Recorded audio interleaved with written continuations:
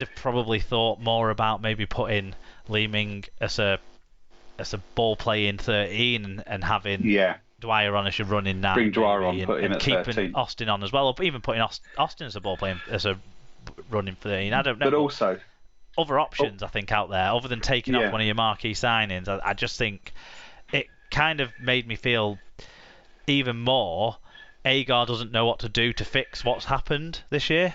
Yeah, I mean, they're not bringing on Dwyer as well sooner than he did. You know, I don't know about you, but when he was at Warrington and, you know, subsequently at Leeds, whenever he comes on, he's one of those players at dummy half where you think, oh, hello, it's going to get interesting now. Because he's so quick from dummy half, and he's got good hands, and he reads the game quite well. When your biggest impact player is coming on to replace your best player, though, that's a conundrum that they've got to manage, isn't it? I don't know, but I mean, because Salford was so good for the end of the game, it kind of means we're not talking about Mark Snyde's ridiculous error at the start of the game that saw Salford go behind. So it shows that shows that resilience and character that. Yeah, again, I think Salford sides of the past, you know, that would have happened at the start, and you would have just seen them capitulate, and it would have been an absolute hammering. Whereas, you know, it happened, and they were like, okay, fine, fair enough. You know, there's still 70 minutes, 75 minutes, however long it was left in the game. We'll start again, you know, it's one score. Okay, we'll crack on, and as it was, you know, they basically shut Leeds down for the rest of the game. Yeah. Pretty much. And finish with a flourish. Do you have any other notes on this one, or shall we move on to a game that we've probably both got plenty of notes on? The one thing I did see is Ryan Briley seems to have finally found a home, somewhere he plays and he is comfortable. You know, Huddersfield, he never really looked settled. Lee, he never really looked settled, but he looks to be happy and enjoying his rugby. Yeah, he was always looking for something else when he was at Lee, weren't he? He was always looking for that next big gig. He looks to be the player that when he first came on the scene, or looks to be getting to be the player when he first came onto the scene, that people thought he potentially could be.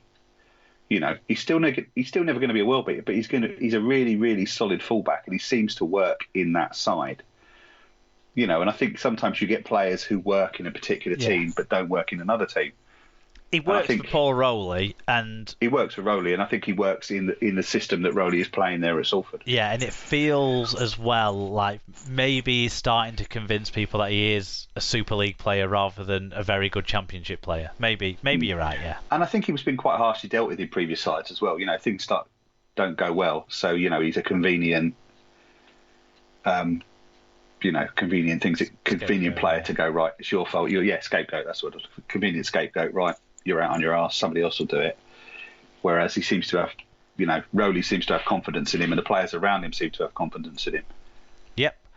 Right, let's go back to the normal order, and we'll go game one of the week, Thursday night's game on Sky, Wigan versus Castleford. Played out in front of 10,042 people. Me and you were two of those people. Chris Kendall was the referee. It was 10-6 to Wigan at half-time. They managed to extend that advantage to finish 32 points to 22 winners. But on the stats, the story is Cass, because they addressed a couple of areas of concerns that came out of their round 5 stats. This week, they won the offload count 11-4 after only making one last week, and they had a 2.8% better team tackle success rate than their host. Wigan rarely are beaten on that. They've got the best team tackle success rate in the league, so good win for Castleford in this particular game. Both teams made ground at the same average gain, but Cass had more carries, leading to 187 more metres from them. They also created 2 more breaks, but lost both the error count and penalty count, as well as the try count, unfortunately for them.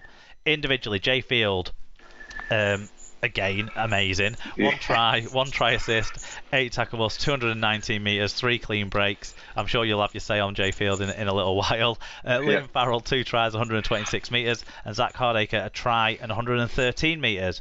For the losing Cass side, Greg Eden was impressive. A try assist, 5 tackles, 240 metres, 4 clean breaks. Very similar numbers to Field there. Joe Westerman, 174 metres and 2 clean breaks. And it sounds like he picked up some sort of eye injury or something, which makes those stats put into even more context the performance he had. And Jake Mamo, 1 try, but he never should have been given it. 5 tackle busts and 103 metres. Yeah.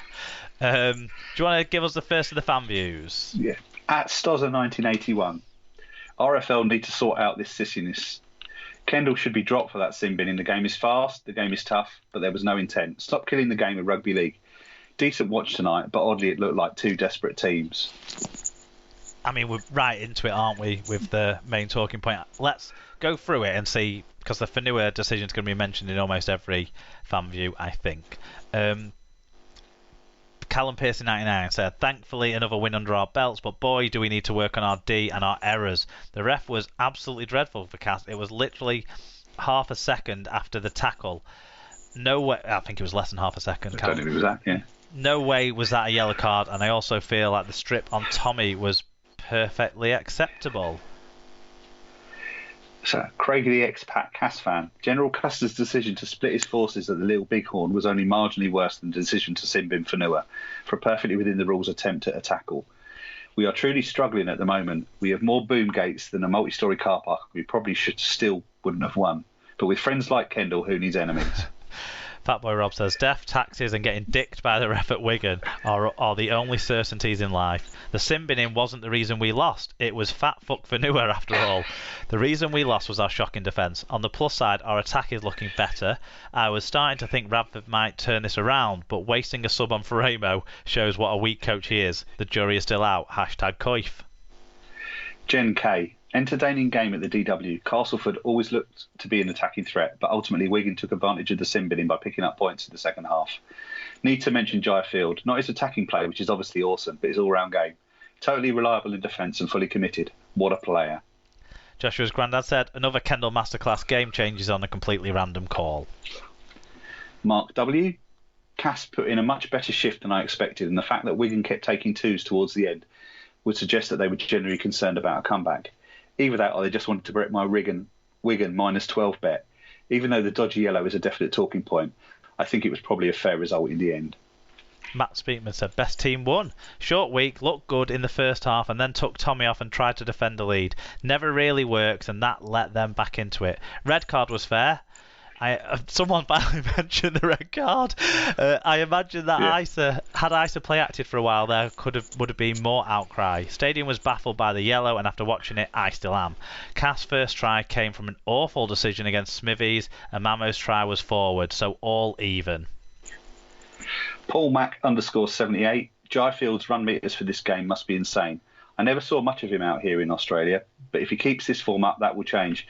For Cass, Eden was good. His try was filthier than his dad's porn stash.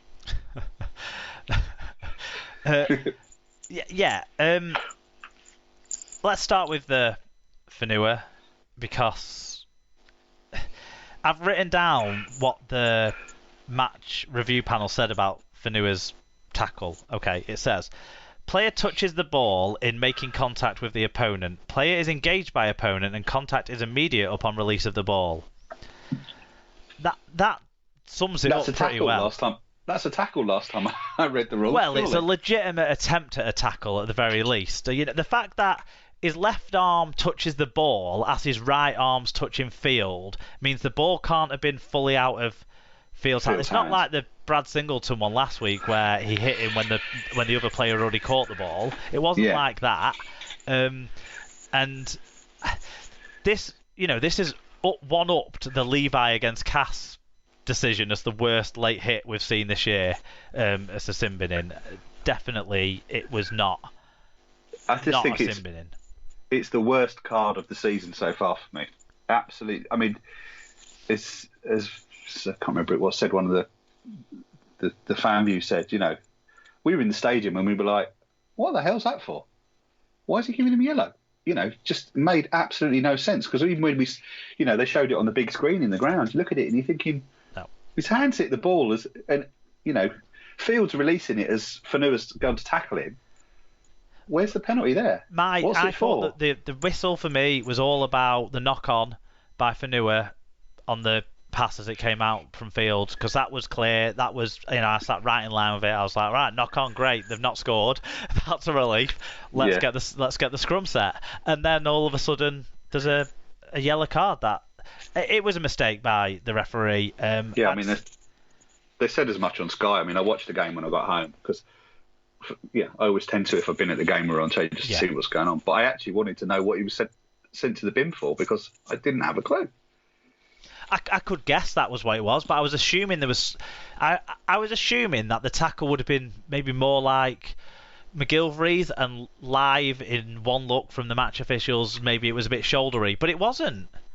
It was square on. One arm was coming round and the other arm was batting the ball and then coming round. So it was it was a bad call by the match officials, and I think everyone's pulled it out. And I think whether Chris Kendall gets dropped for it, I don't know if he can be with so many Super League teams in action in the cup, but he'll be pulled up for that in his review of how he performed in this game, because it was the wrong call.